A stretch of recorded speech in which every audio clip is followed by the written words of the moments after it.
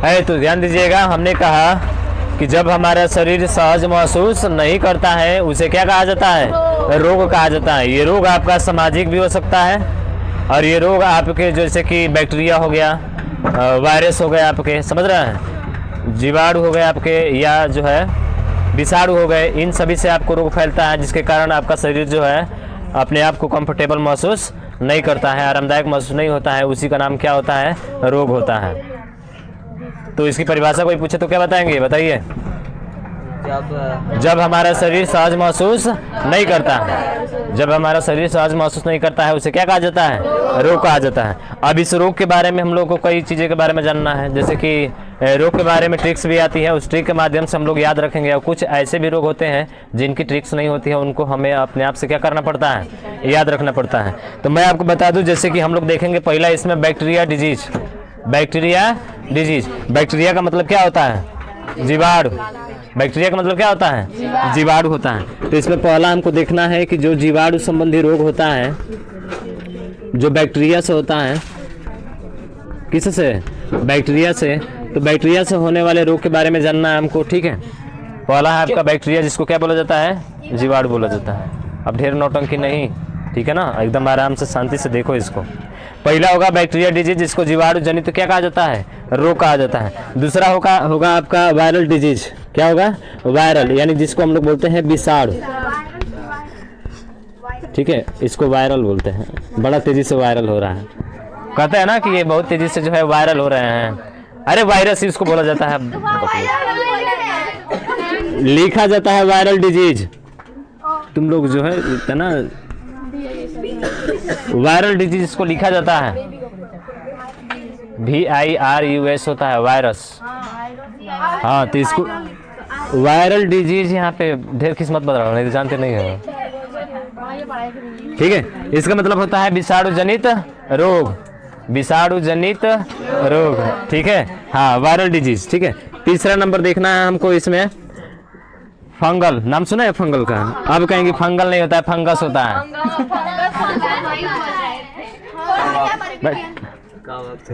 इसका नाम है कवक अरे जनित रोग। यहाँ पे जनित रोग आ रहा है ना, तो इसलिए इसको फंगल बोला जाता है। क्या बोला जाता है? फंगल। हालांकि फंगस बोलते हैं, तो ये फंगल डिजीज, ये क्या हो जाएगा? फंगल डिजीज हो जाएगा। तो तीसरा हमें कवक जनित रोग के बारे में बात करना है कि कवक जनित रोग जो होता है किससे होता है, ठीक है। उसके बाद से जो 4 नंबर आता है, 4 नंबर में देखना है हमको प्रोटोजोआ डिजीज, यानी कि प्रोटोजोआ जनित रोग।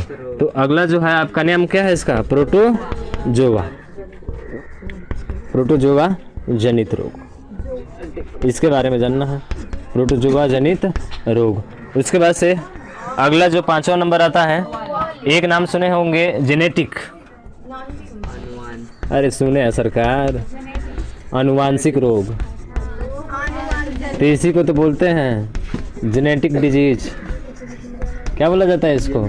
जेनेटिक डिजीज बोला जाता है। अनुवांशिक रोग तो यही होता है ना आपका। अनुवांशिक रोग मतलब पीढ़ी दर पीढ़ी क्या होता है? बढ़ता जाता है। जैसे कि पिता से जो है पुत्र में जो रोग जाता है वो कौन सा है, ठीक है। तो अनुवांशिक रोग जिसको जेनेटिक क्या बोलते हैं? डिजीज बोलते हैं हम लोग। क्या वहाँ पे? प्रोटोजोआ, प्रोटोजोआ, प्रोटोजो, अच्छा ये कहिए, ठीक है। प्रोटोजोआ, प्रोटोजोआ नहीं होता, हम लोग बोलते प्रोटोजोआ है, लेकिन प्रोटोजोआ होता है, ठीक है। तो ये प्रोटोजोआ जनित रोग हो गया। ये हो गए। अरे क्या क्या हंस रही है? जनित रोग है। अरे बकलोलो, खींच भरा कि तो जानती नहीं अभी हमको। ये इतना हिंदी में ये को देख रहा है ऊपर तो नीचे नहीं लग रहा है कि वही होगा। बकलोल तू कहाँ की?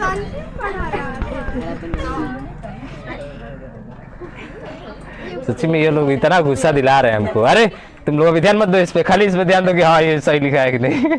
प्रोटोजोआ, कवक, विषाणु और जीवाणु, उसके बाद से अनुवांशिक रोग, यही होता है आपके। इन रोगों के बारे में हमको जानना है, कौन किससे रोग होता है, कौन किससे संबंधित है रोग, समझ रहे हैं ना। जैसे कि बोला जाता है कि जो कोरोना चला है ये क्या है? बैक्टीरिया डिजीज है या वायरस डिजीज है? वायरस है, वायरल। ऐसे भी देखिए वायरल का आजकल यूट्यूब पे बड़ा चल रहा है, शॉर्ट वीडियो डाल दे रहे हैं, वायरल गर्ल, वायरल बॉय, ठीक है। यानी कि तेजी से क्या होना, फैलना। अब वायरस तेजी से फैलता भी है, आप जानते हैं ना, इसीलिए इसका नाम दिया है क्या, वायरल डिजीज। वायरस नहीं लिखे हैं, वायरल डिजीज लिखे हैं, विषाणु जनित रोग। ठीक है ना, कंफ्यूज नहीं होना है, वायरस ऐसे बोलेंगे, विषाणु वायरल डिजीज। ठीक है, अब सुनिएगा, अब सुनिएगा, सबसे पहले बात करना है किसके बारे में, ये सुपर हीरो है। हाँ, जीवाणु बैक्टीरिया जो है ये क्या है आपका, सुपर हीरो है। हाँ जी, असली सुपर हीरो यही है, बाकी सब फेक हैं। नहीं, किस थ्री खान तो तू नहीं खा लगा, तू पुष्पा राज खान लगा तेरा। पुष्पा राज छोड़िए ना, रजनीकांत जैसा लग रहा है। चलिए, रजनीकांत को देखे है ना, बहुत ही बेस्ट कलाकार है ना आपका। चलिए देखिए, यहाँ पे सुनिएगा, बैक्टीरिया सुपर हीरो का काम करता है। आप देखे हैं क्या खाए हैं, जब दूध से क्या बनता है, दही बनता है। जब दूध से दही बनता है तो उसमें कौन सा जीवाणु होता है, लैक्टोबैसिलस।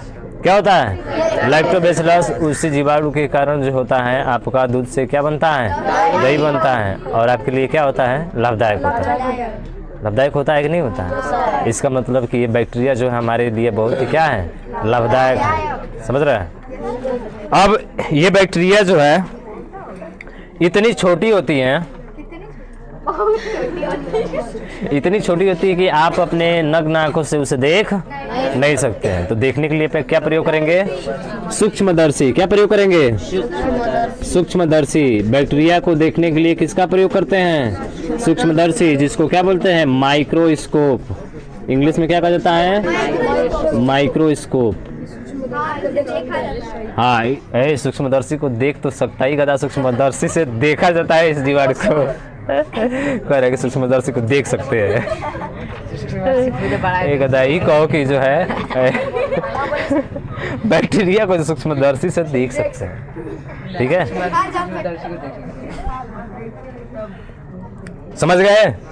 अब जैसे कहा कि कुछ लाभदायक जीवाणु होते हैं, जैसे दूध से क्या बनना, दही बनना। लैक्टोबैसिलस नामक क्या होता है, जीवाणु होता है। जब दूध से दही बनता है तो लैक्टोबैसिलस जीवाणु होता है। कौन सा जीवाणु होता है जी, लैक्टोबैसिलस। उसी के कारण जो होता है दूध से सीधा किसमें परिवर्तित होता है, दही में। कौन सा परिवर्तन है, भौतिक की रासायनिक, रासायनिक परिवर्तन है, जिसमें नया पदार्थ बनता है और पुराना पदार्थ नहीं बन पाता है, वही आपका रासायनिक परिवर्तन होता है। ठीक है, हाँ, तो ये रासायनिक परिवर्तन है। समझ में आ गया। उसी तरह से सिरके का जो बनना होता है, सिरके का बनना, तो इसका नाम है एसिटोबैक्टर, एसिटिक अम्ल। नाम सुने हैं, एसिटोबैक्टर, एसिटोबैक्टर, एसिटोबैक्टर। जो सिरका में होता है उसका नाम क्या है, एसिटोबैक्टर। जो दूध से दही बनता है उसका क्या नाम है, लैक्टोबैसिलस। क्या नाम है उसका, लैक्टोबैसिलस। याद रहेगा। ठीक है, और इसी सिरके अम्ल में जानते हैं आप कौन सा अम्ल पाया जाता है, एसिटिक अम्ल, एसिटिक अम्ल, CH3COOH, CH3COOH, एसिटिक अम्ल। CH3COOH होता है, एसिटिक अम्ल जो है पाया जाता है, जिसके कारण सिरका थोड़ा सा क्या होता है, खट्टा होता है। समझ गए। हाँ, अब थोड़ा सा इसके आगे जो है हम लोग बात करें तो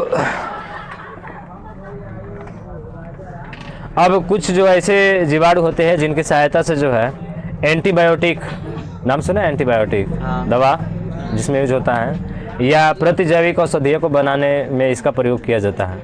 यानी कि जो औषधियाँ होती हैं उस औषधियों को बनाने में, और उसके बाद से एंटीबायोटिक जो दवा होती हैं उसमें भी इसका निर्माण, इसका प्रयोग जो है किया जाता है। किसका, बैक्टीरिया का। ऐसे तो पढ़ रहे हैं हम लोग रोग, समझ रहे हैं ना, लेकिन कुछ बैक्टीरिया ऐसी भी होती है जो हमारे शरीर के लिए क्या होती है, रोग के बारे में लिखिएगा।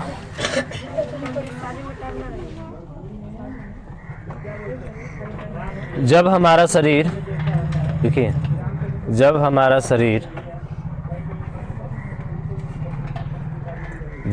शरीर सहज महसूस न करे, जब हमारा शरीर सहज महसूस न करे, वह अवस्था रोग कहलाता है। जब हमारा शरीर सहज महसूस न करे वह अवस्था रोग कहलाती है। वह अवस्था रोग कहलाती है। वह अवस्था रोग कहलाती है।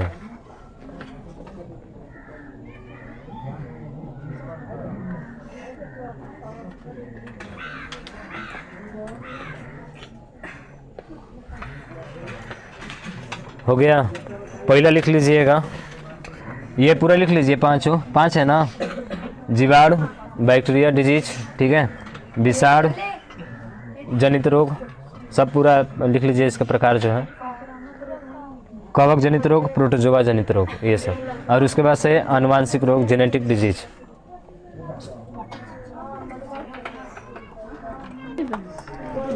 लिखिए उसके आगे, ये लिखने के बाद से ना, हाँ, बैक्टीरिया, जीवाणु क्या है।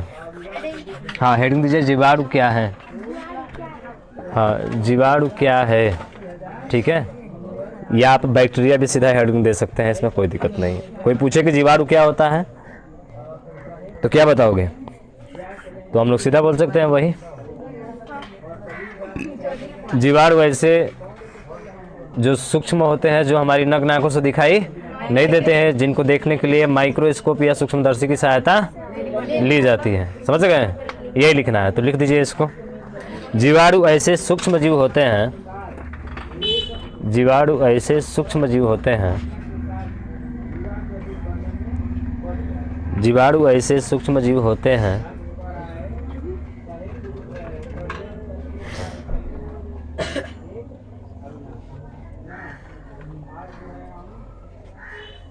जीवाणु ऐसे सूक्ष्म जीव होते हैं जो हमें खुली आंखों से दिखाई नहीं देते हैं, जो हमें खुली आंखों से दिखाई नहीं देते हैं।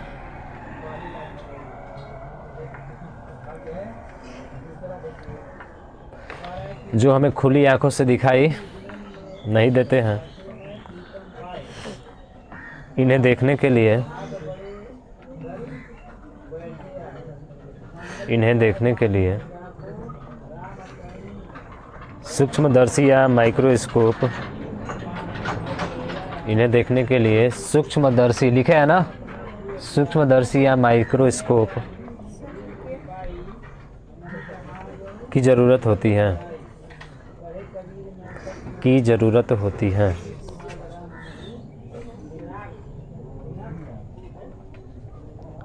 की ज़रूरत होती है, ठीक है।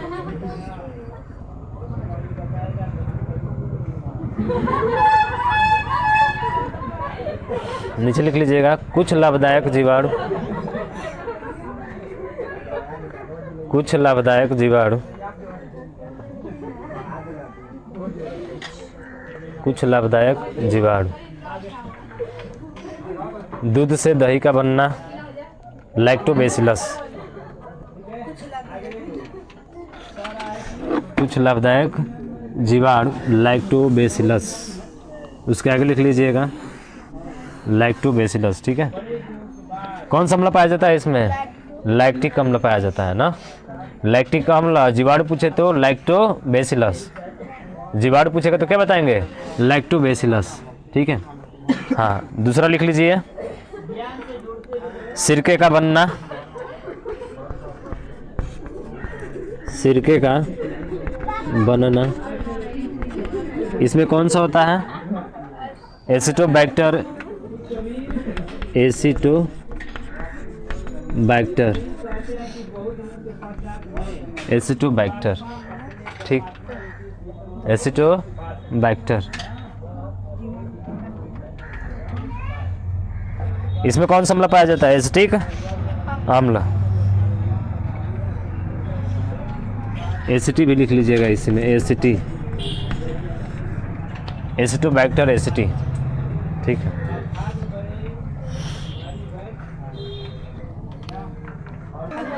लिखिएगा आगे अगला पॉइंट करके, कुछ जीवाणु की सहायता से, नहीं अगला पॉइंट, कुछ जीवाणु की सहायता से, हाँ,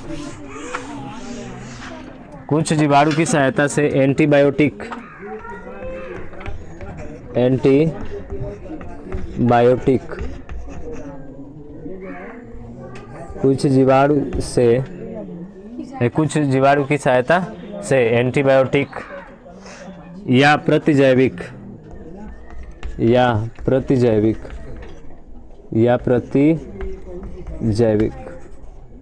एंटीबायोटिक या प्रतिजैविक औषधिया को बनाया जा रहा है।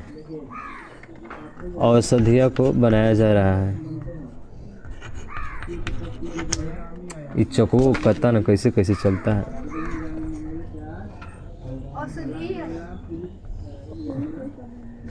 औषधिया को बनाया जा रहा है। चलिए, बनाया जा रहा है, ठीक है। जैसे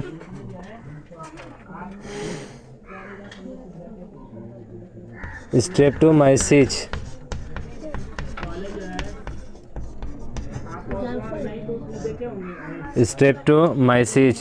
ये जीवाणु है, ये बैक्टीरिया है आपकी, ठीक है। स्ट्रेप्टोमाइसिस सेरिवेसी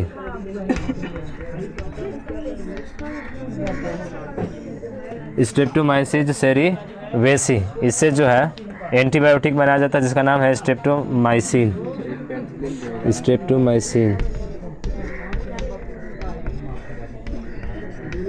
ये नाम थोड़ा सा टेढ़ा है और ऐसे भी साइंस पढ़ रहे हैं तो इसमें टेढ़ा आएगा ही सब।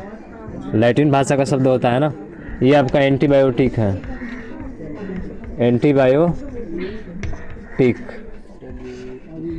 ये एंटीबायोटिक है स्ट्रेप्टोमाइसिन, ठीक है ना। उसके बाद से स्ट्रेप्टोमाइसिस, ठीक है। स्ट्रेप्टोमाइसिस एक ही में है और यहाँ पे आएगा आपका एरिथ्रस। इससे जो एंटीबायोटिक बनाई जाती है उसका नाम है एरिथ्रोमाइसिन।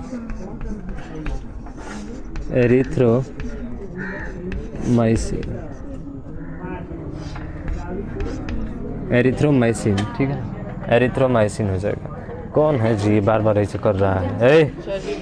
तो गौर हो तब जा, ठीक है।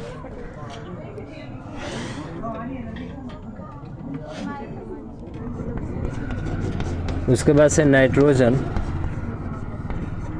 स्थिरीकरण।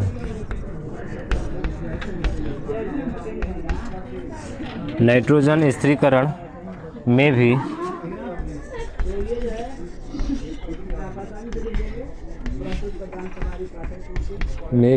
जीवाणुओं का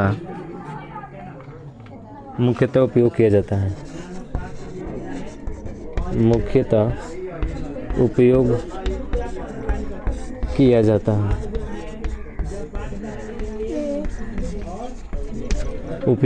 जाता है। मुख्यतः उपयोग किया जाता है।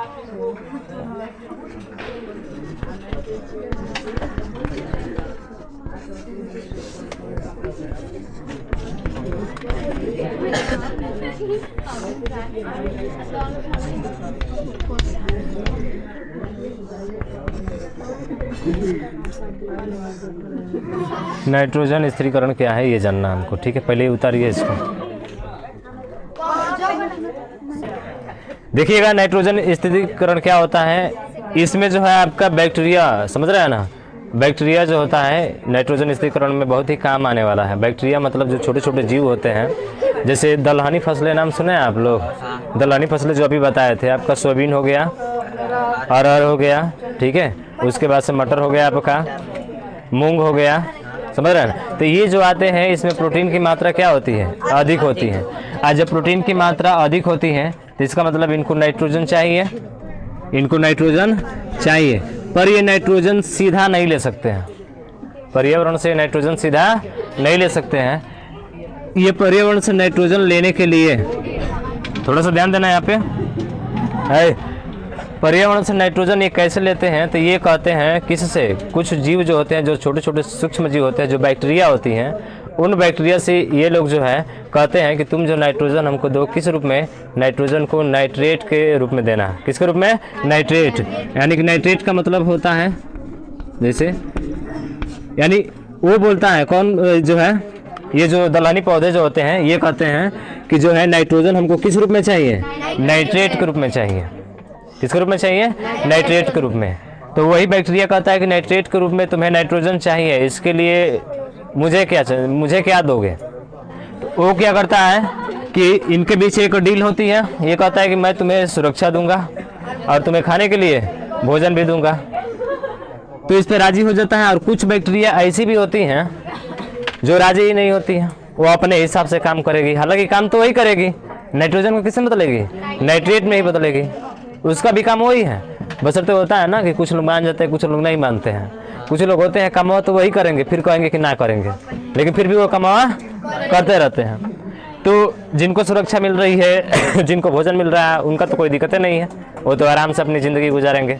ऐसे आराम की ज़िंदगी इनका होगा जो नाइट्रोजन को किस में बदल रहे हैं, नाइट्रेट में बदल रहे हैं। तो यही नाइट्रोजन को सीधा नाइट्रेट में बदलता है, नाइट्रेट में बदल कर जो है सीधा ये दाल में नाइट्रोजन की मात्रा क्या हो जाती है, उपलब्ध हो जाती है, जिसके कारण उसमें प्रोटीन काफ़ी क्या होता है, ज़्यादा होता है। तो इनके बीच समझौता होता है, और यही आपका पूरा प्रोसेस ही क्या कहलाता है, नाइट्रोजन का स्थिरीकरण कहलाता है। नाइट्रोजन का क्या कहलाता है, स्थिरीकरण कहलाता है। ठीक है, इसी के बारे में हमको क्या करना है, लिखना है।